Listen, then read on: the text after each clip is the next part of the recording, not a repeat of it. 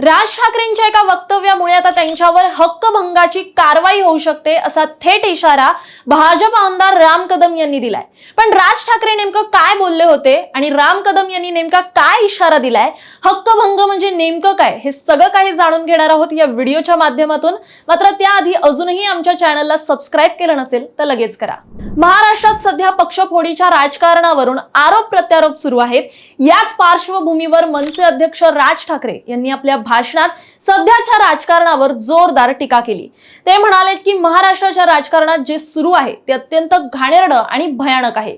प्रश्न विकत घेणाऱ्यांचा नाही तर विकल्या जाणाऱ्यांचा आहे। हे देह विक्रीला तयार असतील तर गिऱ्हाईक तयार असणारच। या वक्तव्यातून त्यांनी पक्ष बदलणाऱ्या आमदार खासदारांवर आणि अप्रत्यक्षपणे भाजपवर निशाणा साधलाय। राज ठाकरे यांनी पुढे असंही म्हटलंय की आज विरोधी पक्षातील लोकांना आपल्या बाजूला घेतलं जातंय, पण उद्या सत्ता बदलली गेली तर याच गोष्टींचा फटका भाजपला देखील बसू शकतो। इतिहासात जेव्हा जेव्हा विरोधक संपवण्याचा प्रयत्न झालाय तेव्हा त्यातूनच नवे विरोधक तयार झाले असं म्हणत त्यांनी भाजपला इशारा दिलाय। काय प्रश्न विकत घेणाऱ्यांचा नाहीये, विकल्या जाणाऱ्यांचा आहे।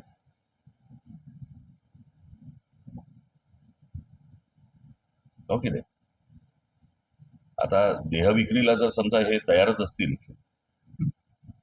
तर गिऱ्हाईक आहेतच।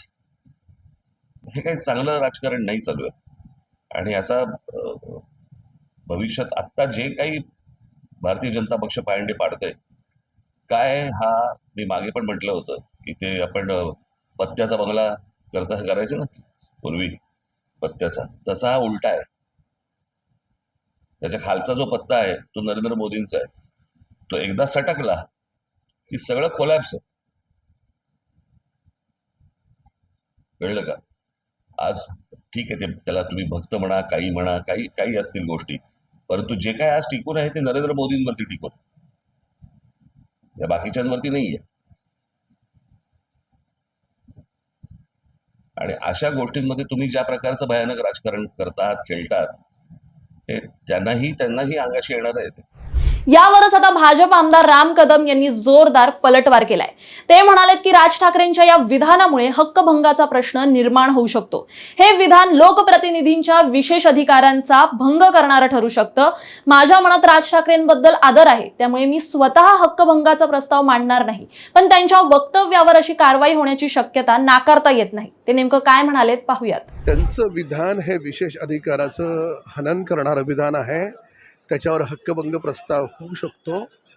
मी त्यांच्यासोबत आमदार म्हणून काम केलं, त्यामुळे मी तो तशा प्रकारचा प्रस्ताव आणणार नाही सभागृहात, पण इतर सदस्य आणू शकतात। कारण माझ्या मनात त्यांच्याबद्दल कालही, आज आणि भविष्यातही आदर आहे, सन्मान आहे।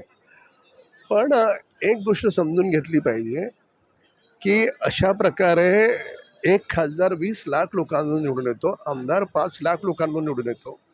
त्याला चांगलं काय वाईट काय कळतं, आणि हे सगळे उद्धव ठाकरे ज्यांना सोडून जातात तर राजसाहेबांना स्वतःलाच माहिती आहे की त्यांना स्वतःला देखील उद्धव ठाकरेजींनी कशी परिस्थिती निर्माण केली होती की बाळासाहेबांच्या हयातीत त्यांना पक्ष सोडावा लागला। नाकारणार आहेत का ते? तर त्याच्यामुळे लोक सोडून जातात, त्या लोकांना दोष देण्याच्या ऐवजी खरा दोष जर द्यायचा असेल तर त्या व्यक्तीला दिला पाहिजे, उबाटाच्या नेत्यांना दिला पाहिजे। त्यांच्या अहंकारामुळे, त्यांच्या वागणुकीमुळे लोकांना न भेटल्यामुळे लोक सोडतात। या गोष्टीकडे राज ठाकरे कानाडोळा कशी करू?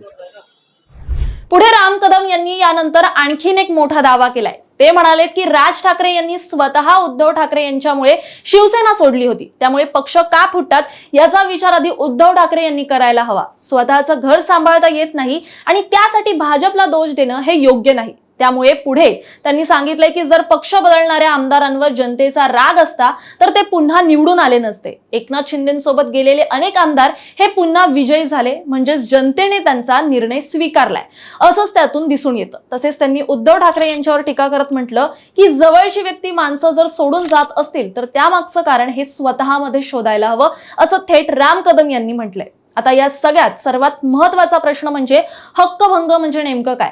तर हक्कभंग म्हणजे विधानसभा किंवा संसदेच्या सदस्यांच्या विशेष अधिकारांचा भंग होणे किंवा सभागृहाची प्रतिष्ठा ही कमी होईल असं वक्तव्य किंवा कृती करणं। अशा वेळी कोणताही आमदार किंवा खासदार हक्कभंग प्रस्ताव मांडू शकतो। त्यानंतर सभापती किंवा अध्यक्ष प्राथमिक तपासणी करतात। जर प्रकरण गंभीर वाटलं तर ते हक्कभंग समितीकडे पाठवलं जातं. समिती संबंधित व्यक्तीची बाजू ऐकते, चौकशी करते आणि अहवाल सादर करते. त्यानंतरच सभागृह हा अंतिम निर्णय घेतो. विशेष म्हणजे शिक्षेमध्ये माफी मागण्यापासून ते फटकार, निलंबन आणि अत्यंत गंभीर प्रकरणांमध्ये तुरुंगवासाची देखील तरतूद असू शकते. सध्या राज ठाकरेंविरोधात प्रत्यक्ष हक्कभंग प्रस्ताव मी तरी दाखल करणार नाही असं राम शिंदे म्हणतायत. मात्र त्यांच्या या वक्तव्यानंतर हा मुद्दा राजकारणात चर्चेचा विषय ठरतोय. पण तुम्हाला काय वाटतं, राज ठाकरेंवर हक्कभंग दाखल होणार का आणि महायुतीमधून खरंच कोणी करणार का? तुमचं मत आम्हाला कमेंटमध्ये नक्की सांगा.